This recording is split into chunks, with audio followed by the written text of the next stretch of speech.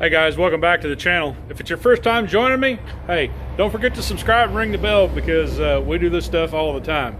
Today, we're going to do the best I can with 800 bucks, okay? As the title shows, we're gonna build an awesome workbench for 800 bucks with a lot of storage. As you can see, here's what I build, okay? I built a boat, built a trailer. That's kind of what I do. But you can see I don't have a whole lot of room, all right? And the other side, well, old fat boy can't even fit in there. So here's my welders. Got everything in a saddle formation, plasma cutter, TIG, MIG, okay? Takes up the least amount of space as possible. Here's my workbench, about 5 foot long, 36 inches wide. Pegboard on the back, okay? Not too bad. Nothing underneath here, just trash. Nothing in this area, trash. Small toolbox, okay? That's like chest high, all right? 26 inches wide. Jam-packed full, as you can imagine. I'm in the middle of a project, so everything is kind of strung out right now. And then my other toolbox is just one of these Harbor Freight U.S. General jobs, a 30-incher.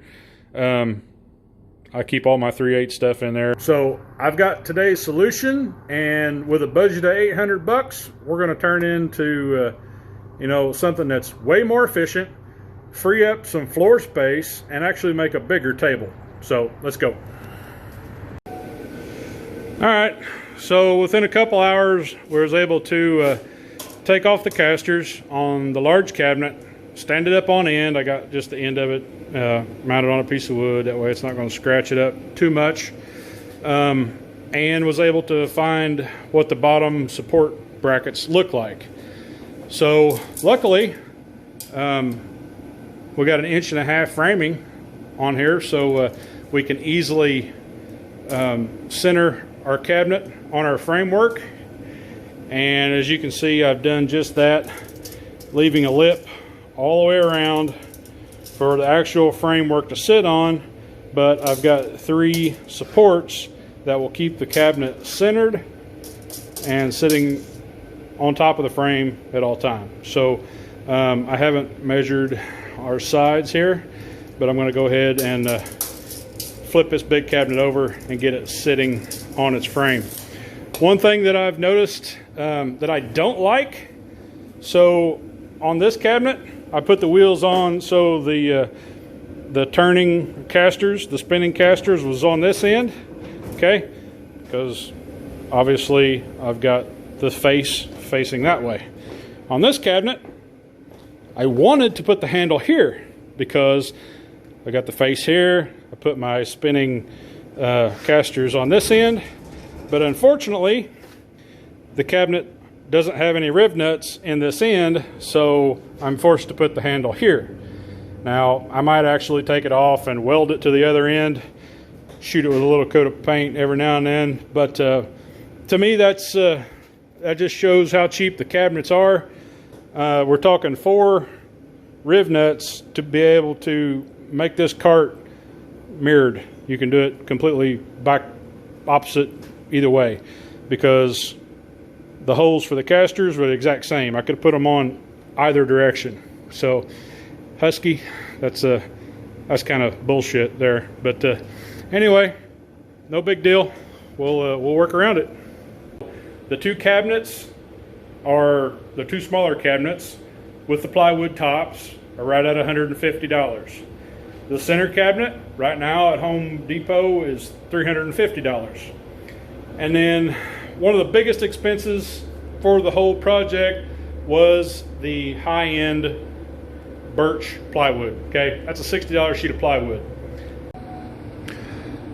Well, so I took a 2x4 and strung it across there at the level of our table. That'll be support for our tabletop, of course.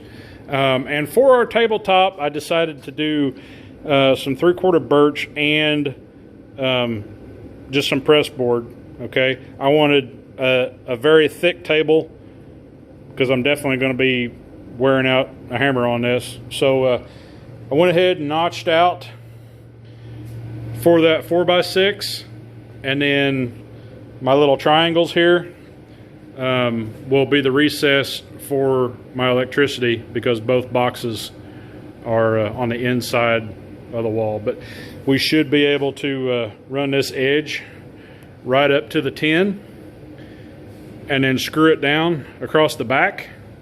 But before I do that, I want to screw both of these together from the bottom side. And all I have is 1 5/8 screws, which isn't going to work. That's just a little too much for 1 1/2. So we're going to go to town and get some more screws, get this thing sandwiched together, and then we'll flip it over and screw it down. Well guys, here you go. The final product from the 10 to the front edge is 36 inches. Our table height to the floor is 35.5 inches. And then we used full sheets of plywood on this.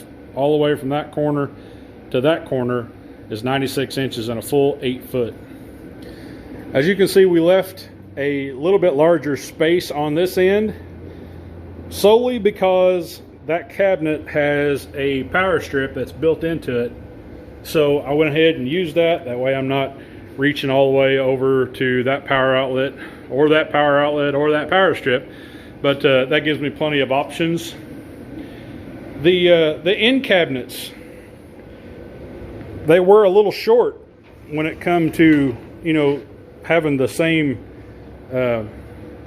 build as the center cabinet, but them being just a little bit over 1 inch shorter, I went ahead and bolted a piece of 3/4 plywood to the back of this. Okay, that did away with most of it. And then underneath here, as you can see, I actually put a piece of poly underneath there. Now you don't have to use poly, okay? If you got a piece of 1/4 inch or 3/8 plywood, that'll do the same thing. Just make sure you kind of knife this front edge. That way when you push your box up in there, it goes ahead and lifts the cabinet. Now pushed all the way back, you can see both of our side cabinets got about a 1 inch underhang. Oh, and while I was going to town to get those screws I talked about, I just remembered a couple days ago I got some 1/4 inch rivets. So we went ahead and 1/4 inch riveted our handle to the proper side. Now I'm faced with the daunting task of filling this beautiful cabinet full of tools, and we're going to get on that right away. So how did you like today's video? Pretty cool, right? For 800 bucks? Are you kidding? That, to me, that's money well spent. Had I went with a 72 inch cabinet, a tool cabinet, no matter the manufacturer, the cheapest that I could possibly find was $1,000, and it was a Husky, believe it or not. But I only would have had a 72 inch cabinet. I wouldn't have had storage on the ends, and honestly, spending more money and getting less out of it. Now another option I could have went with is buying 2 46 inch cabinets. Okay, just our center cabinet here, bought 2 of those. That would have given me almost 8 foot of cabinet and still only spent $700 before tax. But I wanted an extra thick top. This top being 1.5 inches, I can go ahead and if I drill into it or run a saw into it, whatever, it doesn't matter. It's a replacement piece, okay? Whenever it gets bad enough, I can flip the sheet over, or I can just go ahead and replace it.